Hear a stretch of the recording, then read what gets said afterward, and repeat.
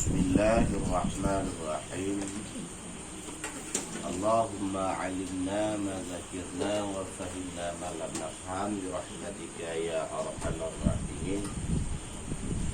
Allahumma zidna ilma wa alhiqna bi salihin wa faqihna fid din wa fahimna hadzal kitab amin ya rabbal alamin.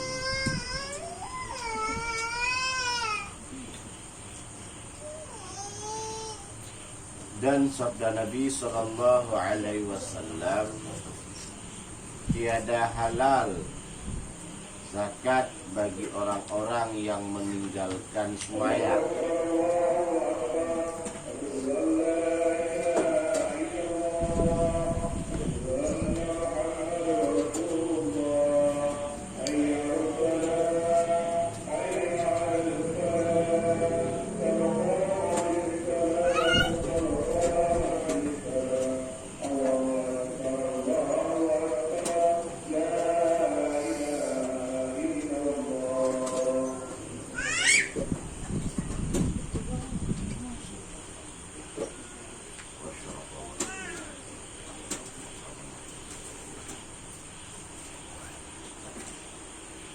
Tiada halal zakat bagi orang-orang yang meninggalkan sembahyang.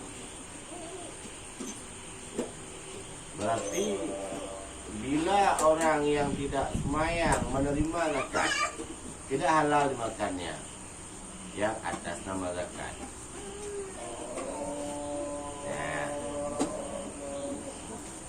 Juga tidak dibenarkan memberi zakat kepada orang yang meninggalkan sembahyang, yang tidak sembahyang.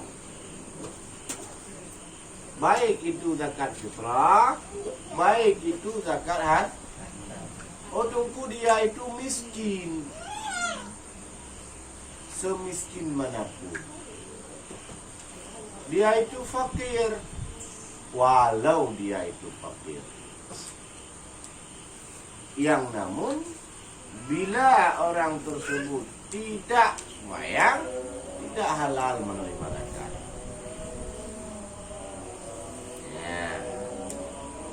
Kalau misalkan dia itu mau menerima zakat, sembahyang, karena zakat itu membersihkan daripada harta. Bagaimana bisa bersih harta bila harta yang kita bagikan kepada orang yang kotor, kepada orang yang tidak sembahyang?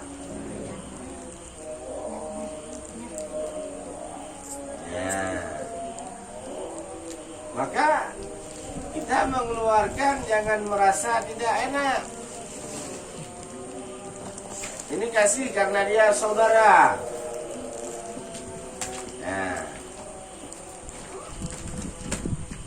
Toleransi persaudaraan dengan masalah agama itu harus bisa dipilah-pilah.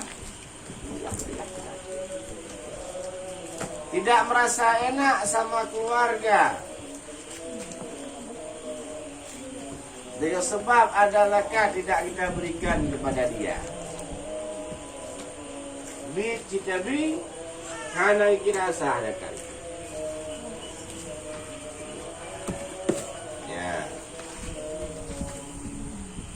Maka kita kadang pernah menerima zakat, jangan sampai kita tidak semua.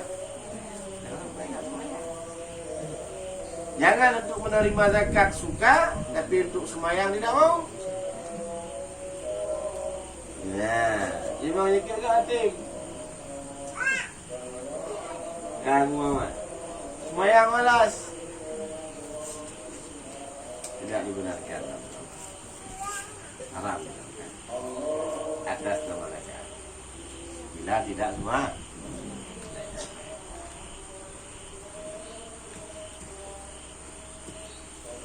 Dan jangan kamu diami akan dia. Jangan tengok kawan gak sembahyang, diam aja, gak aja. Merasa gak enak, gak ada urusan, tak usah membiarkan kawan zalim itu tak balik. Membiarkan maksiat itu maksiat. Meninggalkan sembahyang itu maksiat. Tegakkan maksiat itu. Ya. Ajak ia untuk solat. Tahan ajak, pahala ajak kita udah ada. Udah siap kita ajak dia, enggak mau. Pahala bagi kita udah ada. Mengajak pada kebajikan. Jangan pada uang BLT aja kita ajak. Yuk kumpul yuk. Mana kita urus uang modal usaha. Semua yang nggak pernah kita ajak sekalipun. Kenapa? Takut dibilang sok alim. Jadi yang kita cari apa? Kalau kita merasa takut dibilang sok alim, yang nggak kita takuti apa? Ya. Jadi ajak kawan untuk sholat, ajak kawan untuk kebaikan, dan berkawan dengan orang-orang yang membawa kita kepada akhirat. Jangan berkawan dengan orang-orang yang menjerumuskan kita ke lembah yang hitam. Jangan berkawan dengan orang-orang, semakin kita berkawan dengan dia, semakin tidak bagus agama kita. Semakin jauh kita dengan agama. Itu bukan kawan yang terbaik untuk kita. Ya, jadi disuruh mencari kawan itu, yaitu kawan yang bisa membawa kita kepada kebaikan. Ya, bagus sih. Mana seandainya kawan makin dibawa kita pada tempat yang kegelapan atau tempat kemaksiatan, dan apa yang bukan ngomongnya. Ya, berkawan untuk dia hanya untuk kita mengajak dia pada kebaikan. Nah, segitu disebut kawan. Dan mencari kawan yang bisa membawa kita kepada dekat dengan akhirat, dekat dengan agama, dekat dengan Allah. Berkawan untuk mengajak kawan pada kebaikan. Cari kawan yang bisa membawa kamu kepada akhir. Ya. Adapun cari kawan yang bisa kita ajak kepada kebaikan, untuk kita ajak kepada kebaikan. Berkawan dengan orang yang bisa membawa kita kepada kebaikan.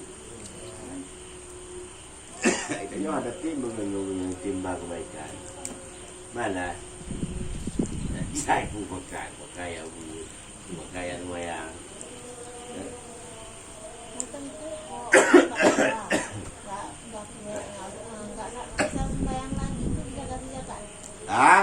Orang udah tua, nggak sanggup sembahyang lagi, jadi bisa ganti-ganti. Orang yang nggak sanggup sembahyang lagi orang mati.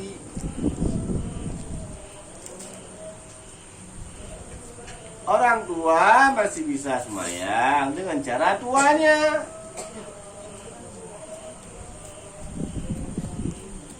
Orang sakit masih bisa sembahyang dengan sakitnya.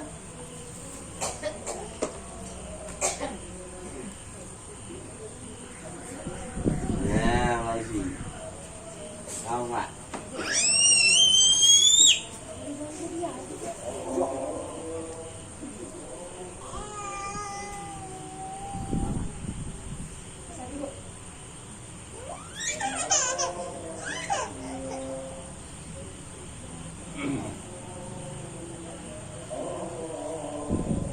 Nah, dan jangan engkau diamkan akan dia, dan jangan kamu sekurudukan dengan akan dia. Jangan sering-sering duduk dengan dia kalau hanya kita untuk menemani dia. Tapi silahkan kita dekatkan dengan dia kalau kita mau membawa dia kepada kebaji.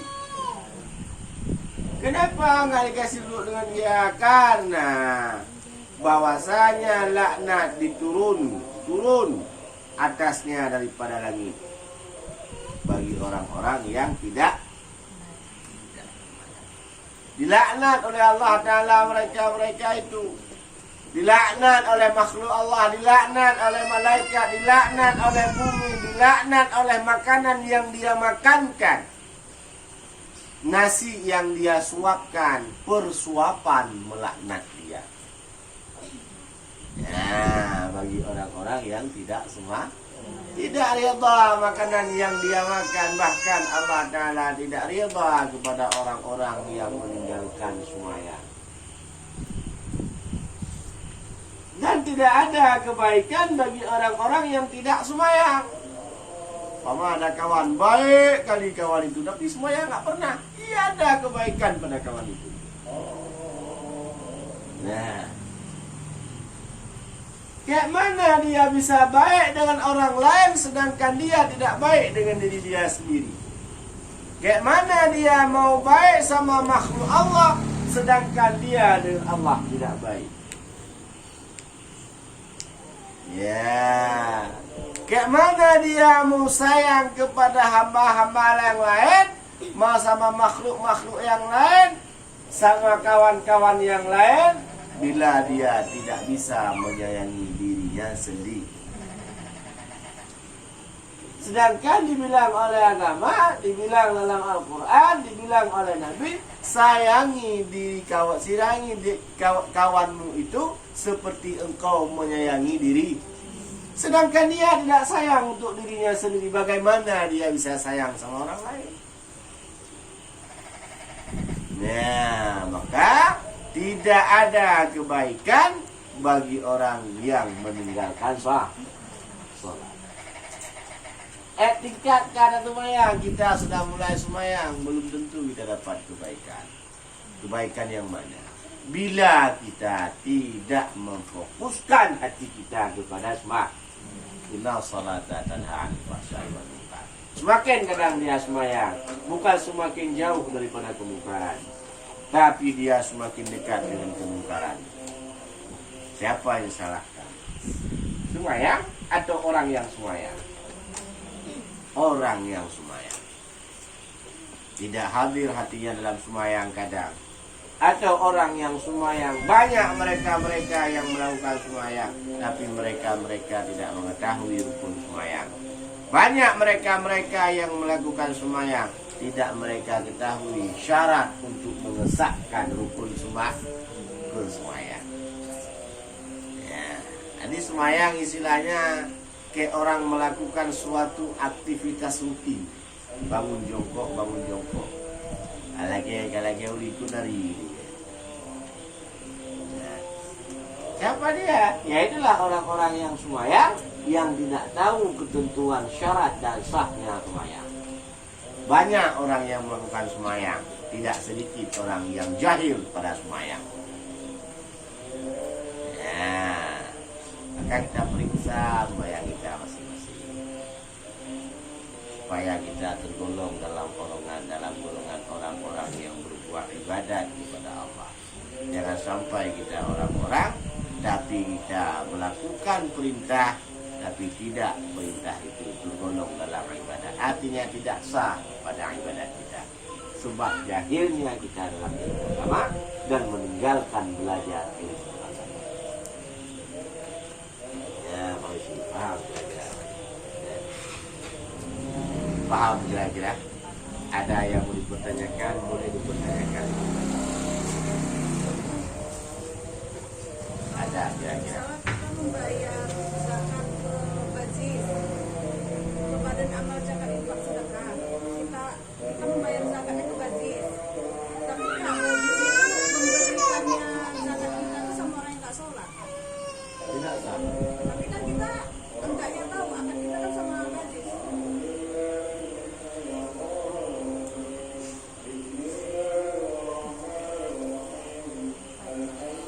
Akad aziz itu apa?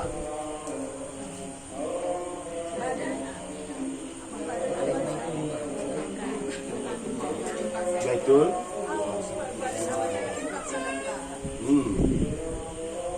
Betul malah. Bukan badan amil ya?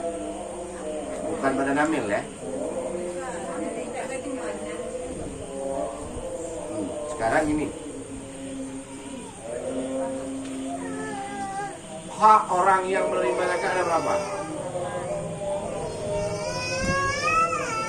Ada 8. Fakir, miskin, siapa lagi? Safir, Ibnu Sabil, Gharib, Wala, Sabilillah, satu lagi, Amin. Kan itu orang yang berhak menerima zakat. Amil itu siapa? Orang yang bekerja pada zakat. Itu zakat fitrah. Dia membagikan, menguruskan, menerimakan. Kemudian dia kembalikan. Nah, kayak dibuat-buat itu. Sedangkan Baitul Mal, apakah itu tempat penerimaan zakat? Bukan.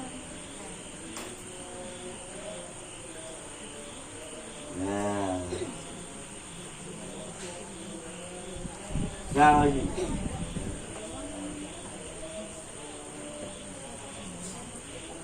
Ini yang menerima, yang hak menerima utama 8 orang, amil satu.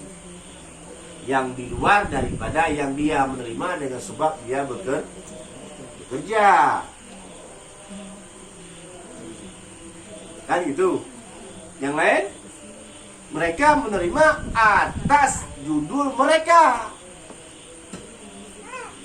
Dong, musafir menerima untuk dirinya baru kerja. Gharib, orang yang berutang, tapi bukan pada utang maksiat. Walaf, walaupun dia kaya, tujuannya untuk menjinak-jinakkan hati mereka dalam Islam. Ya, si miskin memang layak menerima karena dia tak mampu. Si fakir memang dia tak mampu.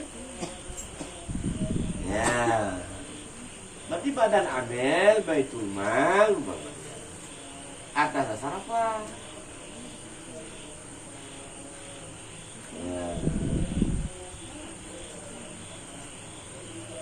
Gambar lagi. Dan bila yang dikeluarkan umpama adalah kita golongkan umpama dia itu dalam badan amil. Umpama ada pemberian zakat kepada Baitul Mal untuk disalurkan kepada masyarakat yang mampu, yang tidak mampu, tidak boleh diubah ini. Haji aja rumah lewangan. Ya, mari kumpul-kumpulkan, dijadikan suatu sumbangan ataupun suatu dana. Tidak boleh dijadikan rumah daripada zakat itu.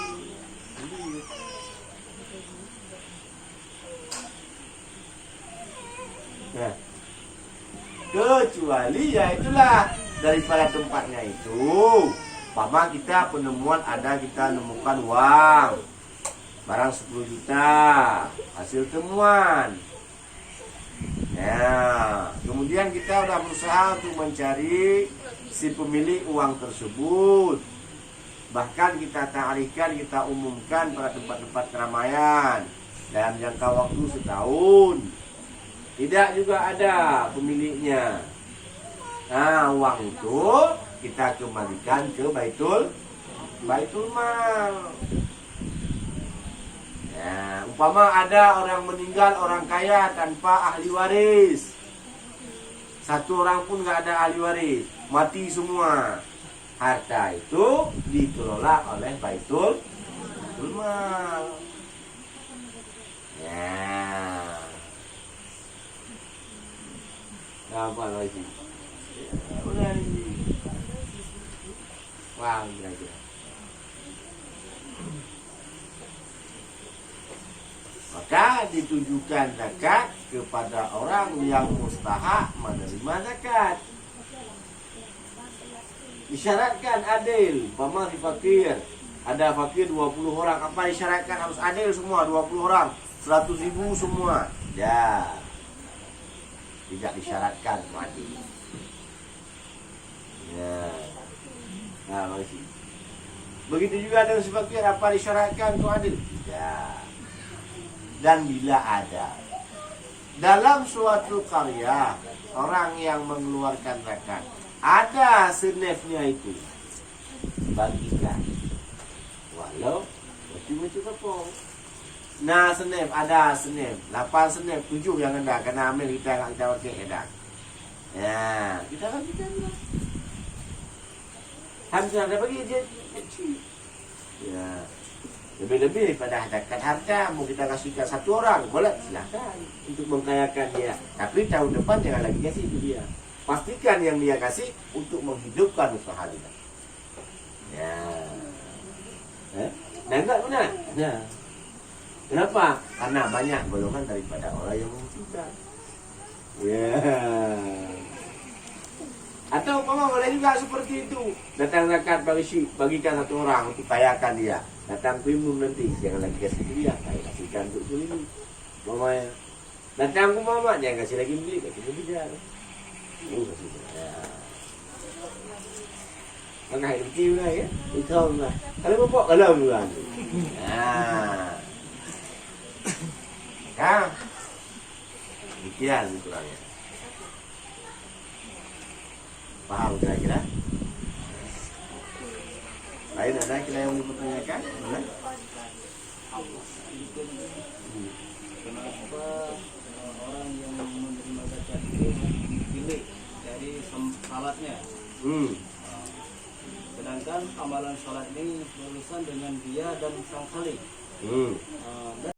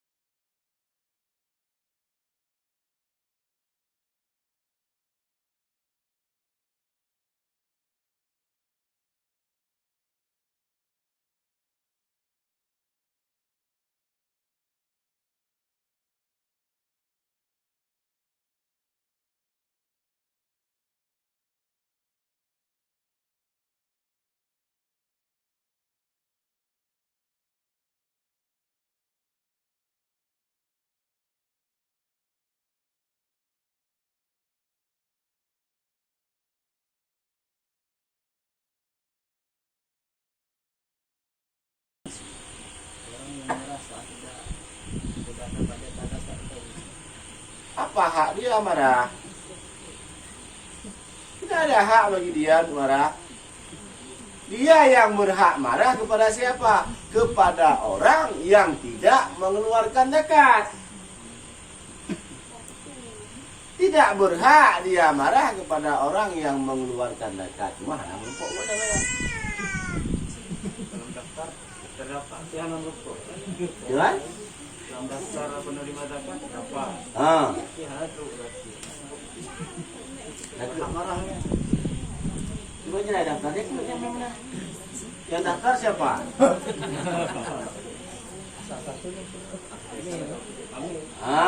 Kalau misalkan di kampung tanya kalau ada daftarnya. Ada daftar umpama, tanya. Nah, karena sudah dibuat dengan peraturan Badan Amil. Tapi bila tidak ada dengan peraturan Amil, masing-masing ngasih sendiri. Nah, daftar zakat, nama daftar ada, kita ambil nggak ada. Nah, berarti boleh kita tuntut hak kita. Kenapa? Dah, dikasih apa bisa sekarang dan kasih kupon. Dan kasih kupon itu satu bahasa dengan menjadwalkan. Sebenarnya Badan Amil bukan dia itu hanya membagi antar zakat pada nanti. Antar. Bukan kupon dibagi, tapi zakatnya yang dibagi. Yang baru sempurna mengambil hak Amil. Preh nasahnya, preh pada orang yang membayar. Nah, saat orang yang mau membayar, dia tunggu di musola, dia tunggu di menasah. Habis orang yang bayar, giliran bagi, dia yang datang ke rumah orang. Itu baru sempurna. Hak Amil. Ini aja ya bagi kupon penting ada ya. Nah.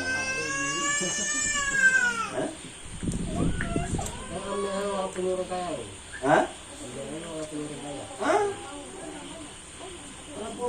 Amil anak-anak bukan sama pekerja. Dan hak Amil hanya lo. Tidak sama bahagian Amil dengan bahagian fakir. Jangan ada 3 tumpuk untuk Amil dan tumpuk tidak. Ya, Amil kira-kira dia hasil yang dia pendapatkan pada mereka itu, yaitu kadar upah urunan dulu. Padu umpama kalau dijual upah sehari. Ada mau kalau sekarang pasarnya 40.000. Nah dia bekerja. Oh nanti ada berapa? 2 yang sebelum untuk 5 bambu, 5 bambu. Ya, oh nanti lagi. Hah? Ini dulu. Badan Amil dia fakir. Dia badan Amil lagi. Lagi urung utang, urung hari, urung utang dengan fakir.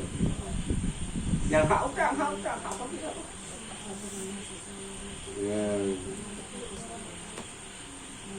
Sampai.